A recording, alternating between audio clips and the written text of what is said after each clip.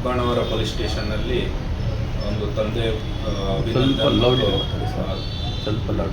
ನಿನ್ನೆ ದಿನ ನಮ್ಮ ಚಿಕ್ಕಬಾಣವರ ಪೊಲೀಸ್ ಸ್ಟೇಷನ್ನಲ್ಲಿ ಒಂದು ಕೊಲೆ ಪ್ರಕರಣ ದಾಖಲಾಗಿತ್ತು.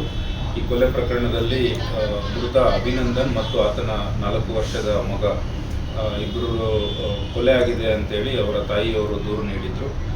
ಈ ಹಿನ್ನೆಲೆಯಲ್ಲಿ ಮೃತನ ಪತ್ನಿ ಹರಿಣಿಯನ್ನು ನಾವು ವಿಚಾರಣೆ ಮಾಡಿದಾಗ ನಮಗೆ ತಿಳಿದು ಬಂದಿರೋದೇನೆಂದರೆ, ಸಂಡೇ ರಾತ್ರಿಯಲ್ಲಿ ಆಕೆಗೆ ಪರಿಚಯ ಇರುವಂತಹ ಒಬ್ಬ ವಿನಯ್ ಕುಮಾರ್ ಎನ್ನುವನ್ನ ಕರ್ಕೊಂಡ್ಬಂದು ಈ ಹರಿಣಿ ಮತ್ತು ವಿನಯ್ ಕುಮಾರ್ ಇಬ್ಬರೂ ಸೇರಿ ಈ ಅಭಿನಂದನನ್ನು ಕತ್ತು ಹಿಸುಕಿ ಮತ್ತು ಸ್ಮಾದರ್ ಮಾಡಿ ಕೊಲೆ ಮಾಡಿರೋದಾಗಿ ತಿಳಿಸಿರ್ತಾರೆ.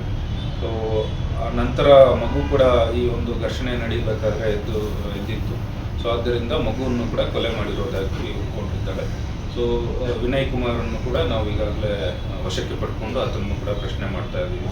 ಸೊ ಆತ ಕೂಡ ಈ ಘಟನೆ ನಡೆದಿರೋದ್ರ ಬಗ್ಗೆ, ಅದರಲ್ಲಿ ಆತನ ಇನ್ವಾಲ್ವ್ಮೆಂಟ್ ಇರೋದ್ರ ಬಗ್ಗೆ ತಿಳಿಸಿರ್ತಾನೆ. ಹೇಗೆ ಪರಿಚಯ ಕೊಲೆ ಮಾಡಿದ್ದೇನಕ್ಕೆ ಮತ್ತು ಅವನಿಗೂ ಇವಳಿಗೂ ಏನು? ಸೊ ಈ ಅಭಿನಂದನ್ ಮತ್ತು ಹರಿಣಿ 2021ರಲ್ಲಿ ಮದುವೆ ಆಗಿರ್ತಾರೆ. 1-2 ವರ್ಷದ ನಂತರ, ಮದುವೆ ಆದ ನಂತರ ಅವರಿಬ್ಬರ ನಡುವೆ ಸುಮಾರು ವಿಚಾರಗಳಿಗೆ ಜಗಳ ಆಗ್ತಾ ಇರ್ತದೆ. ಭಾಳ ಫ್ರೀಕ್ವೆಂಟ್ ಆಗಿ ಜಗಳ ಆಗ್ತಾ ಇರ್ತದೆ.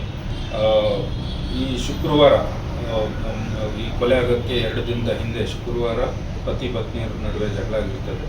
ನಂತರ ಶನಿವಾರ ಬೆಳಿಗ್ಗೆ ಆಕೆಯನ್ನು ತವ್ರ ಮನೆಗೆ ಬಿಟ್ಟು, ಅಲ್ಲೇ ದಾಸರಹಳ್ಳಿಯಲ್ಲಿ ತವ್ರ ಮನೆ ಇರ್ತದೆ, ಅಲ್ಲಿ ಬಿಟ್ಟು ಆತ ತನ್ನ ತಾಯಿ ಮಂಡ್ಯ ಜಿಲ್ಲೆಯಲ್ಲಿ ಇರ್ತಕ್ಕಂಥ ತಾಯಿಯನ್ನು ನೋಡಕ್ಕೆ ಹೋಗಿರ್ತಾನೆ. ಸಂಡೇ ಸಂಜೆ ರಿಟರ್ನ್ ಬಂದು ಹೆಂಡತಿಯನ್ನು ಕರ್ಕೊಂಡು ಮನೆಗೆ ಬಂದಿರ್ತಾರೆ.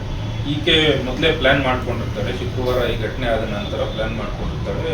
ಈ ವಿನಯ್ ಕುಮಾರ್ ಜೊತೆ ಮಾತಾಡಿಕೊಂಡು ಇಬ್ಬರು ಪ್ಲ್ಯಾನ್ ಮಾಡಿ ನೈಟಲ್ಲಿ ಈತ ನಿದ್ದೆ ಮಾಡಿದ ತಕ್ಷಣ ಆತನನ್ನು ಕರೆಸ್ಕೊಂಡು ಈ ಒಂದು ಕೃತ್ಯವನ್ನು ಎಸಗಿರ್ತಾರೆ. ಇವರಿಬ್ಬರು